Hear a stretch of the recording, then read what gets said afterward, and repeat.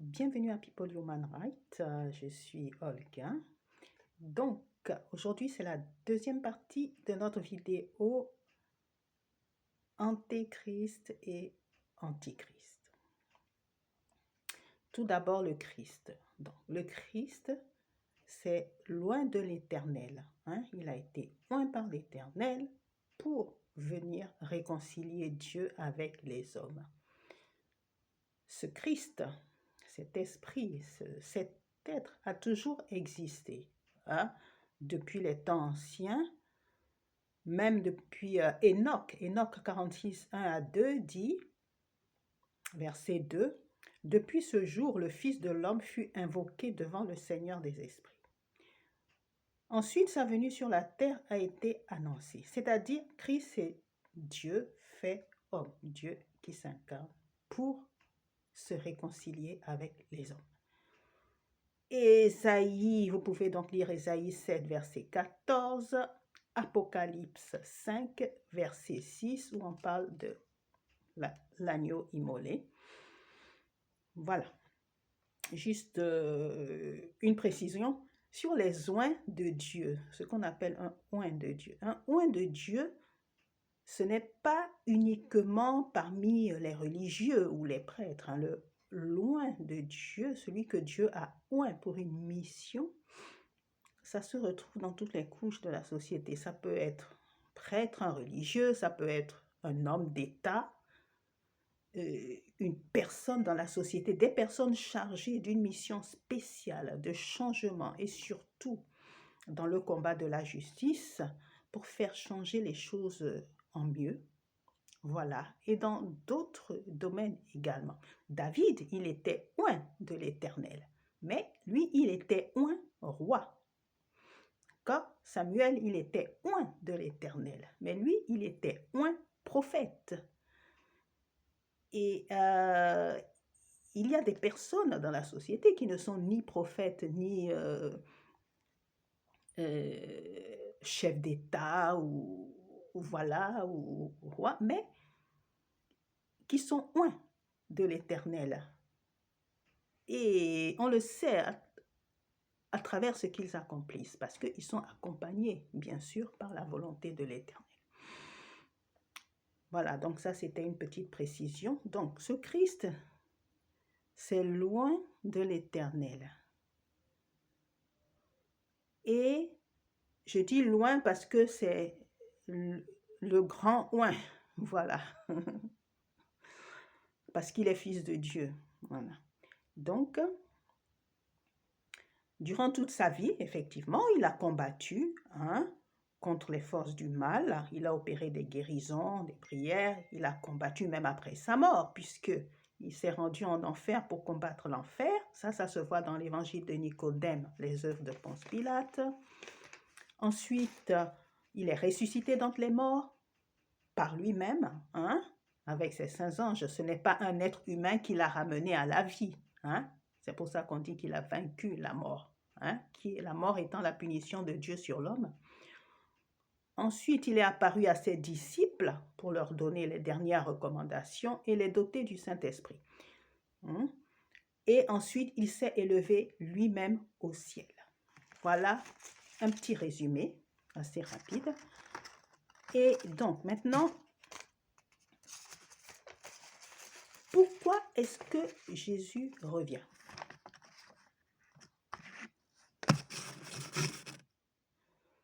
Donc, Jésus revient pour plusieurs raisons. D'abord, il vient prendre possession de son royaume parce que la terre est son royaume que l'Éternel lui a promis. Si on va dans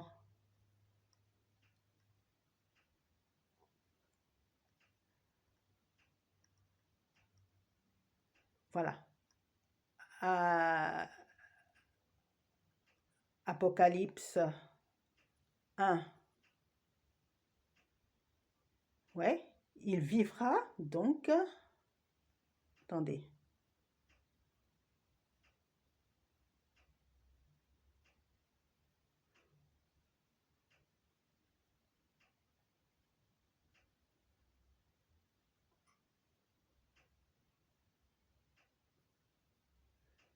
Voilà, verset 5. Apocalypse 1, verset 5. Bon, c'est Saint Jean qui écrit aux églises. Hein. De la part de Jésus-Christ, le témoin fidèle, le premier-né des morts, le prince des rois de la terre, à celui qui nous aime et qui nous a délivrés de nos péchés par son sang. Donc, ensuite, il vient pour faire justice aux malheureux. Et il ne faut pas oublier que dans Apocalypse 6, versets 9 à 11, il y a ceux qui sont revenus de la grande tribulation et qui demandent à l'Éternel de venger leur sang. Leur sang, parce qu'ils ont été massacrés, ils ont été vraiment maltraités à cause du Christ. Et pour diverses raisons. Ensuite, Apocalypse 1, toujours, verset 18, Jésus-Christ dit, « Je suis le premier et le dernier, le vivant. J'étais mort et voici, je suis vivant au siècle des siècles. Je tiens les clés de la mort et du séjour des morts. » Il tient les clés de la mort et du séjour des morts. Voilà. Donc, de cette même façon, si nous allons dans Jean 14, verset 30,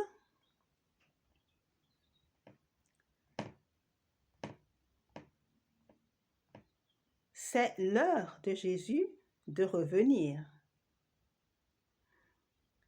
Dans Jean 14, verset 30, c'est au moment où il devait partir, c'est-à-dire être crucifié et puis partir, monter au ciel. Il a dit, « Je ne parlerai plus guère avec vous, car le prince du monde vient, il n'a rien en moi. » D'accord? Jésus-Christ et le prince de ce monde, ils sont séparés, ils n'ont rien à voir l'un avec l'autre, ils ne peuvent pas cohabiter. Jésus est parti. Maintenant, il revient. Donc, de cette même façon, le prince de ce monde doit partir, doit être enlevé de ce monde, retiré de la terre. Voilà. Parce que Jésus revient maintenant. Il a eu son temps, Dieu lui a donné un temps. Bon, il a fait ce qu'il devait faire. Maintenant, Jésus revient. Ensuite, comment est-ce que Jésus revient? Acte 1, verset 11. Ce Jésus qui a été enlevé au ciel au milieu de vous reviendra de la même manière que vous l'avez vu allant au ciel. Ça en parle de la transfiguration, de l'ascension, etc. Et Zacharie 14, verset 4 dit, « Il posera en ce jour ses pieds sur la montagne des Oliviers. » Enoch 34, verset 11. « Cette montagne que tu vois, dont la tête élevée égale en hauteur le trône du Seigneur, sera le siège où se reposera le Seigneur de sainteté et de gloire. » Enoch 2, « Voici, il arrive avec 10 000 de ses saints pour juger, etc., etc. » Enoch 45, verset 3, « En ce jour, l'élu siégera sur un trône de gloire. Il statuera sur leur sort. » Ce qui rejoint aussi Matthieu 25, verset 31 à 32. Et voilà, Enoch 47 dit, Enoch 47, verset 3, « L'ancien des jours assis sur son trône. » Donc, l'ancien des jours. Il est associé à Jésus-Christ. Enoch 60, verset 13, « Il appellera à son tribunal toutes les puissances. » Donc, Enoch, c'est un livre très, très, très ancien. Mais toute chose sont prévues, programmées par l'Éternel. Et le moment est venu pour qu'elles se réalisent. Ah oui, juste entre parenthèses, lorsqu'on parle de certains sujets sur les réseaux sociaux, il y a certaines personnes qui sont allergiques à ce que la vérité se fasse savoir, hein, et puis elles s'agitent dans tous les sens.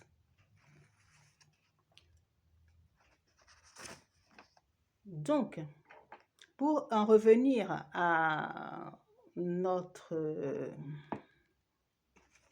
la suite, de nombreux peuples, puisque Jésus vient pour juger et pour rétablir son peuple, pour rétablir, pour venger les innocents, le sang innocent.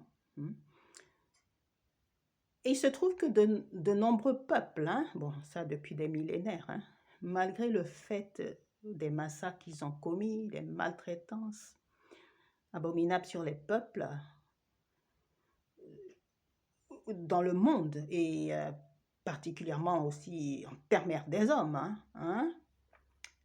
et ils ont toujours enseigné et continuent d'enseigner à leurs enfants la haine, le mépris de l'homme noir, ainsi que le fait de s'accaparer de ce qui ne leur appartient pas, afin que leurs enfants continuent de faire ce que leurs pères ont fait, et cela depuis des siècles, plus d'un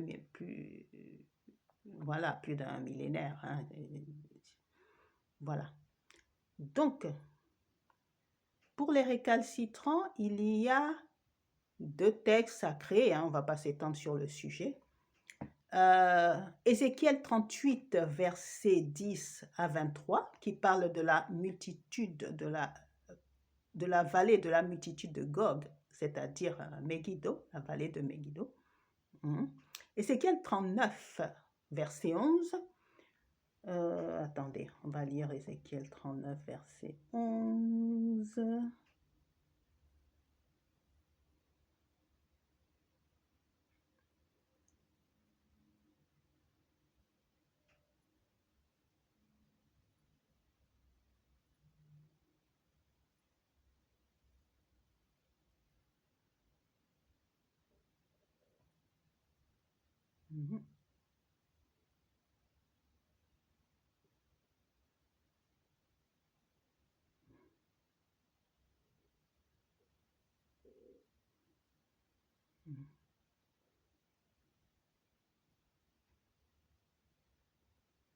Attendez, il faut que je...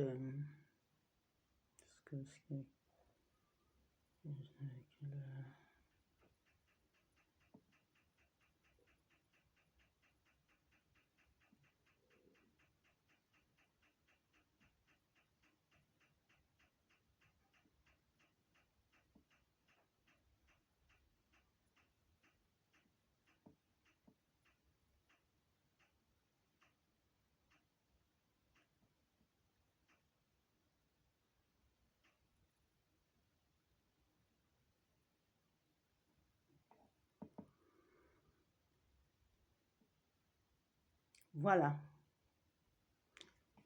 Là-bas, en ce jour, je donnerai à Gog un lieu de sépulture en Israël, la vallée des Abarim, à l'orient de la mer. Et cela touchera le chemin aux passants. On y enterrera Gog et toute sa multitude. On l'appellera la vallée de la multitude de Gog.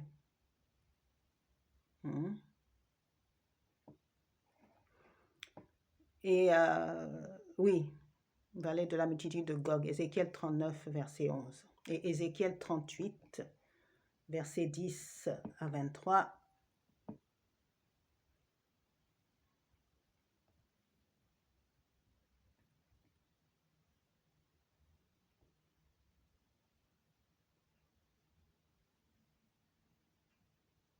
Ça va être...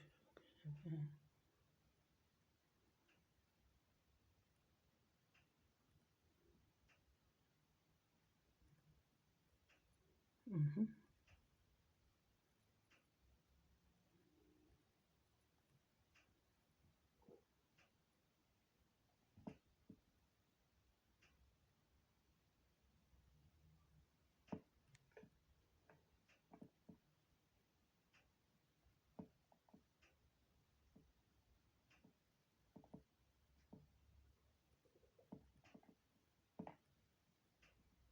Voilà, donc ça commence au verset 10. On va pas tout lire, hein. Vous lirez Ézéchiel 38, versets 10 à 23.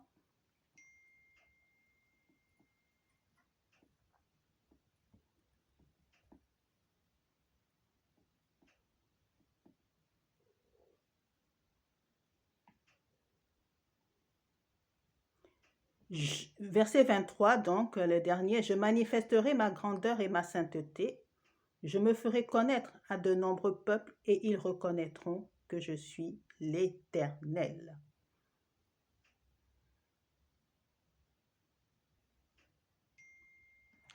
Bon, allez. Et également Ésaïe 60, verset 12, où l'Éternel parle à son peuple. Hein. Ésaïe 60, verset 12.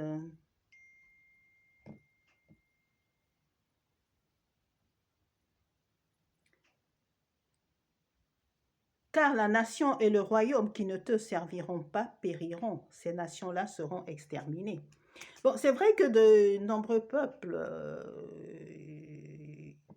qui sont habitués à opprimer, ça c'est un petit mot, mais ben on va dire opprimer les autres et les éradiquer, ils pensent qu'ils sont éternels. L'Éternel leur a donné un temps, puisqu'ils obéissent aux démons. Hein, ce sont, voilà. Donc, et toutes ces choses se sont passées, enfin, les plus récentes, ceux dont nous parlons, puisque nous parlons du Christ et tout cela. Donc, depuis la naissance du Christ, toutes ces choses-là se sont passées dans l'ère des poissons. Hein. Ce cycle est terminé. On entre dans un nouveau cycle dans l'ère du Verseau, qui est l'ère du rétablissement. Donc, il n'y a pas de retour en arrière. Par exemple, un enfant et un adolescent, l'adolescent ne peut pas redevenir enfant. Le vieillard ne peut pas redevenir adolescent. Ce n'est pas possible. Ce sont des époques différentes. Ensuite, le fait que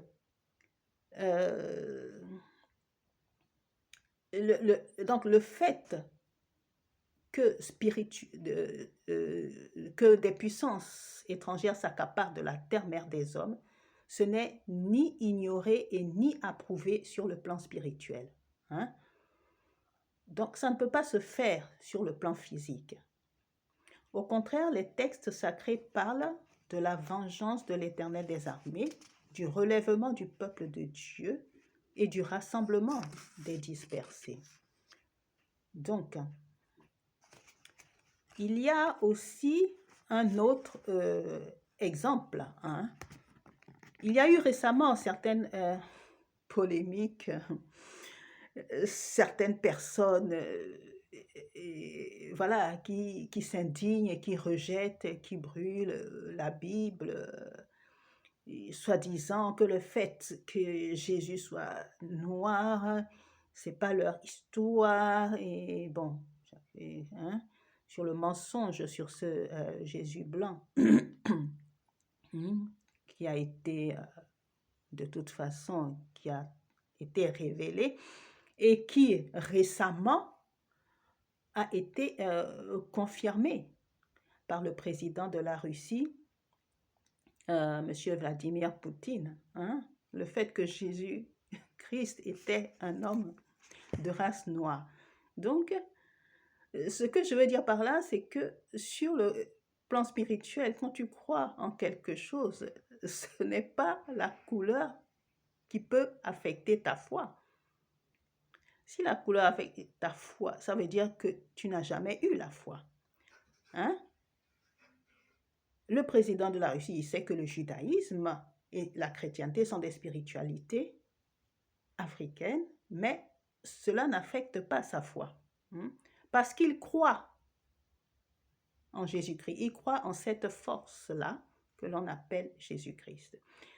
Il y a bien des Européens qui viennent en Afrique pour prendre des forces.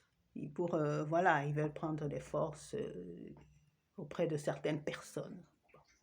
C'est bien parce qu'ils croient, mais ces personnes-là, elles sont noires. Vous voyez, quand tu crois en quelque chose, la couleur de la personne n'a pas d'importance. Donc, il y a certains liens sur mon canal Telegram PHR1. Alors, nous allons entrer dans le vif du sujet de l'antéchrist, parce qu'il y a beaucoup d'événements qui doivent se passer avant la venue du Christ. Bon, on va commencer par Apocalypse 6, versets 1 à 8. Apocalypse 6, versets 1 à 8.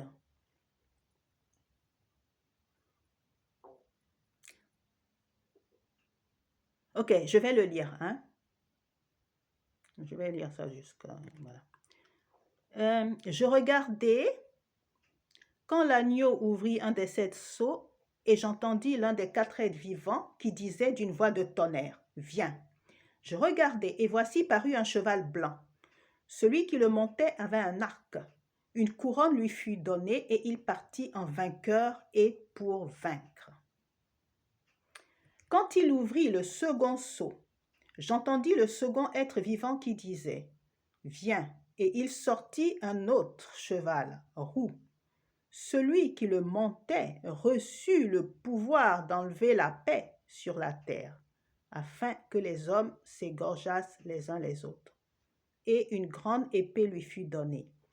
Quand il ouvrit le troisième sceau, j'entendis le troisième être vivant qui disait « Viens !»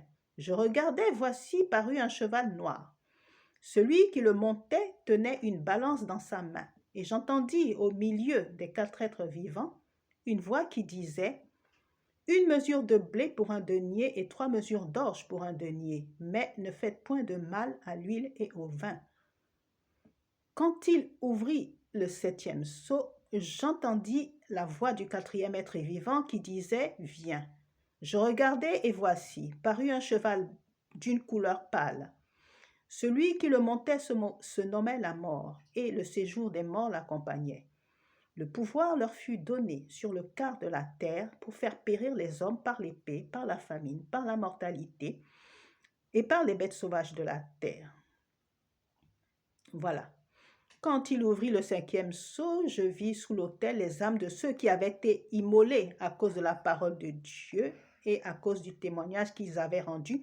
C'est ce dont je parlais au début de la vidéo.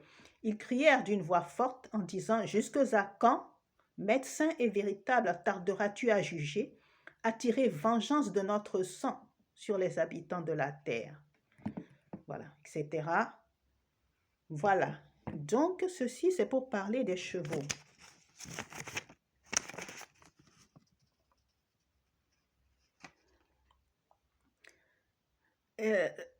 Bon, on peut dire que les chevaux, il y en a plusieurs sortes. Ils peuvent représenter les peuples, comme par exemple le cheval noir et le cheval roux. Ils représentent aussi les légions d'anges, comme le cheval blanc et le cheval pâle. Voilà. Quand on dit qu'il y avait un cheval blanc, en général, les chevaux blancs, ce sont des chevaux rares et puis qui étaient assez prisés par les notables. Voilà. Il y a personne haut placé. Donc, celui qui le monte a reçu de l'Éternel la couronne de la victoire. Voilà. L'Éternel envoie un premier cheval, donc une première légion d'anges, pour accompagner les changements, le début des changements. Mais c'est un changement qui sera victorieux, c'est un changement qui va arriver. Car la victoire est partie en avant. Voilà. Donc, ces chevaux, ces légions d'anges, bien entendu, ils agissent avec les hommes, hein, ils agissent avec, voilà, ceux que l'Éternel a oints, ceux que l'Éternel a choisis, etc. Donc, le cheval blanc, donc, il combat pour ceux qui combattent pour Dieu, hein, il combat à leur côté, hein, ceux qui combattent pour Dieu, pour la justice, pour la paix. Et ils seront victorieux, hein, car l'Éternel leur a donné la victoire. Ils sont accompagnés par les anges de victoire. Maintenant, on a le cheval roux. Le roux, oui, qu'on associe à la couleur du feu, donc à la couleur des tourments. Voilà. Mais c'est une tourmente qui, comme ça vient de Dieu, c'est une tourmente qui change de camp. Hein? Et en plus, ce cheval roux est suivi du cheval noir. Oui, parce qu'avant, l'oppression n'était que dans un sens. Voilà. Hein? Certaines nations s'étaient octroyé le droit de massacrer et d'opprimer toutes les autres nations. Et maintenant, donc, ce cheval roux, maintenant, ce n'est plus dans un seul sens. Hein? La tourmente n'est plus dans un seul sens. La tourmente va dans les deux sens maintenant, c'est-à-dire il y a un retour de la tourmente. Donc, il y a aussi donc ce cheval noir en question, il représente les peuples de race noire. Voilà, c'est le réveil des peuples pour mettre fin à l'oppression. Et celui qui le conduit tient une balance dans la main. Il tient une balance. Une balance, c'est quoi? C'est pour peser les actions. C'est pour juger. Il vient pour le jugement. Cette balance pour peser les œuvres, hein? Bon, vous pouvez lire Enoch 96, hein? On va dire versets 6 à 11. Bon. Donc, le cavalier qui le monte tient une balance. Voilà, il vient pour juger. Donc, il s'agit bien de... Bon, il peut représenter aussi Christ lui-même, mais Christ qui vient avec ses armées, parce que un roi se déplace avec ses armées, quoi, avec, voilà. Et comme on l'a lu au début, il vient avec 10 000 de ses saints, il vient avec sa légion d'anges, voilà. Voilà. Donc, il s'agit donc du Christ et de ses légions d'anges, hein, et on peut dire que ce cheval roux, ce cheval noir, donc ce cavalier noir, enfin ce cavalier qui monte le cheval noir, est aussi le grand archange qui va tout mettre en œuvre pour le jugement. Parce qu'en fait, Jésus, lui, il vient pour présider le jugement. Voilà, il préside le jugement. Donc, cet archange, il a reçu des ordres. Apocalypse 6, verset 6. Verset 6 dit...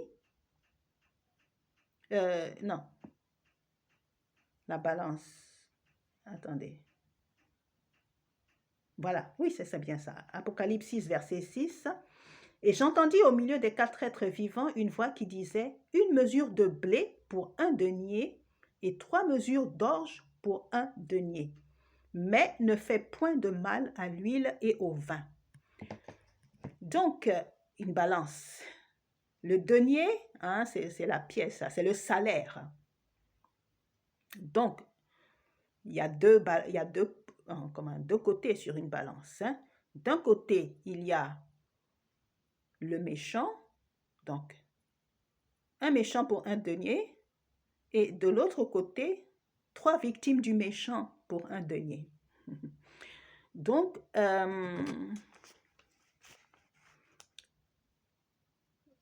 l'orge, la céréale des pauvres, c'était la céréale des pauvres. C'est pour ça que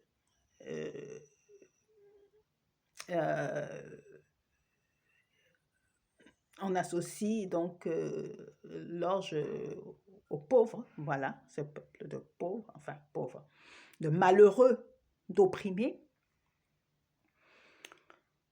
Et Et donc le blé, par rapport à celui qui semble un peu plus fort, hein, un peu plus, c'est-à-dire, voilà, à qui normalement, à cette époque-là, le blé coûtait plus cher que l'orge, hein, au moment où les choses se sont écrites. Et à ce propos, le blé, on associe toujours blé à froment. Non, il y a plusieurs sortes de blé. Le blé, c'est général. Il y a plusieurs espèces de blé. Le froment, mais il y a aussi l'épeautre, le sorgho, le mil, le fonio, tout ça, ce sont des blés, c'est du blé. Voilà. Et donc, c'est-à-dire qu'une mesure de blé pour 3 mesures d'orge,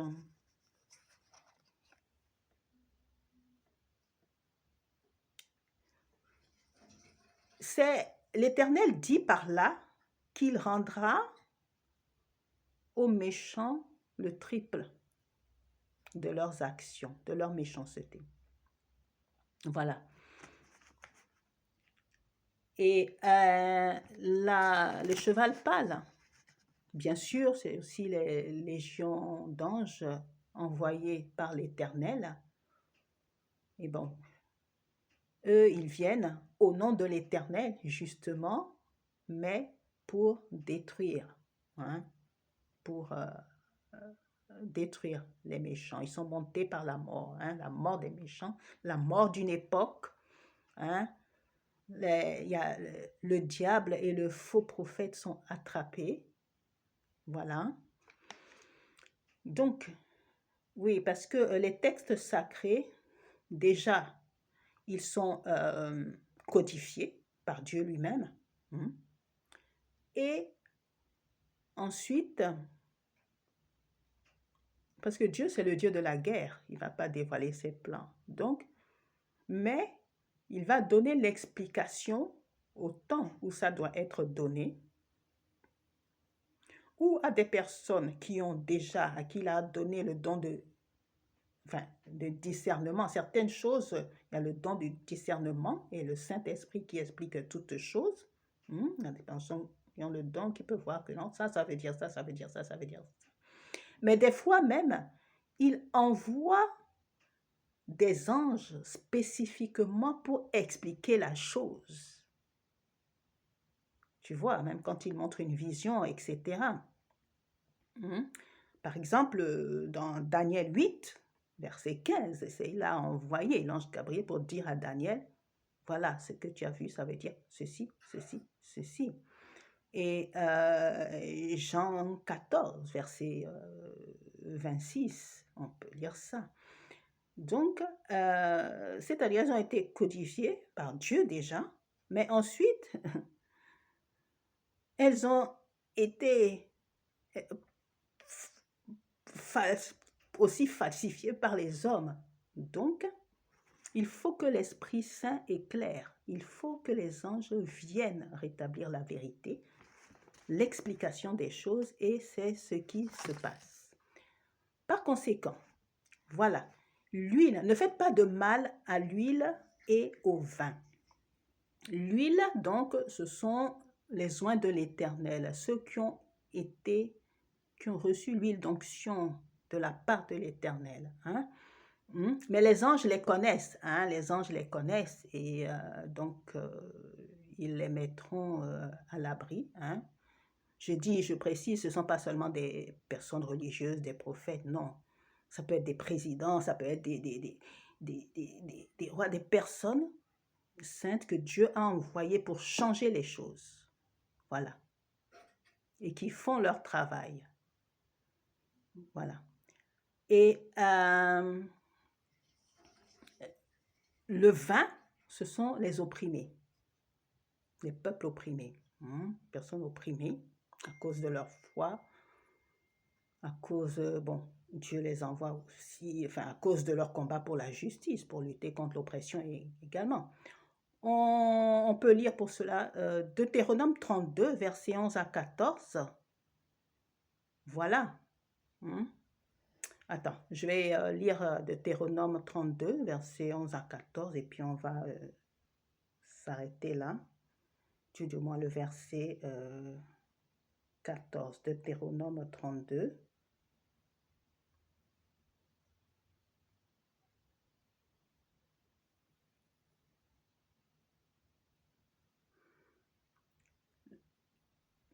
Le verset 14, mais bon, pour mieux comprendre, je vais lire du verset 11 au verset 14.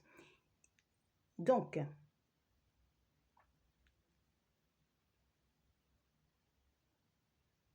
l'Éternel, donc, il s'est montré pareil à l'aigle qui réveille sa couvée, voltige sur ses petits, déploie ses ailes et les prend et les porte sur ses plumes. L'Éternel seul a conduit son peuple. Il n'y avait avec lui aucun dieu étranger. Il l'a fait monter sur les hauteurs du pays et Israël, donc son peuple, a mangé les produits des champs. Il lui a fait sucer le miel du rocher, l'huile qui sort du rocher le plus dur, le lait caillé des vaches et le lait des brebis, avec la graisse des agneaux, des béliers, du bashan et des boucs, avec la fleur du blé, et tu as bu le sang du raisin, le vin. Voilà. Donc, cette partie concernait donc l'antéchrist. Nous allons faire une autre partie, une troisième partie, ce sera la dernière, qui sera plus focalisée sur l'antichrist. Donc, au revoir et à la prochaine vidéo.